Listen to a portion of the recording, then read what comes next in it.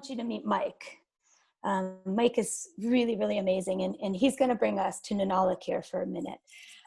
Actually, without Mike, I don't think any of us would be sitting here right now listening to this talk or being transported to Alaska. And Mike is a really important character. So in terms of, and I mean character in terms of the way I'm telling the story, obviously he's a person, but in this sort of, if you can kind of take yourself out and listen to it as a story. Mike is the son of Warren, who I told you is the head of the native village of Quinnahock that's running Nunalak. And this is his son. And one day he was walking out to the beach there, out to the Bering Sea, to really contemplate life and death. And during that moment, he sort of, what he said is an artifact sort of jumped out to him. And he picked it up and he said, "Oh, my ancestors are talking to me."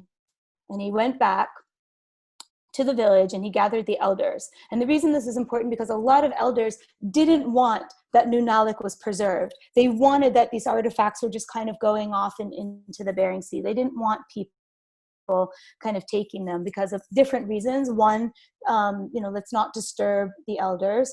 And two, what do we do with these artifacts? What does that mean? Maybe they should just belong in the ground. But Mike came back and said, no, the ancestors are speaking to us and we need to preserve this and we need to preserve it now. And he said, and from that, he would speak to other people. And all of a sudden there was a sort of movement that the youth said they could hear songs again.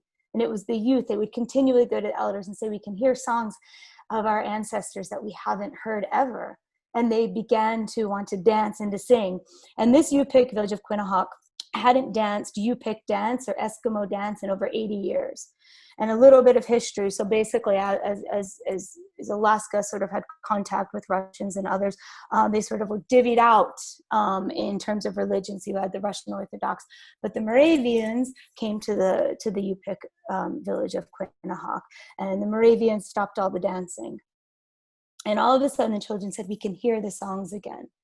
And so they wanted to dance. And so the elders gathered together and with Warren decided, okay, we're going to do this. We're going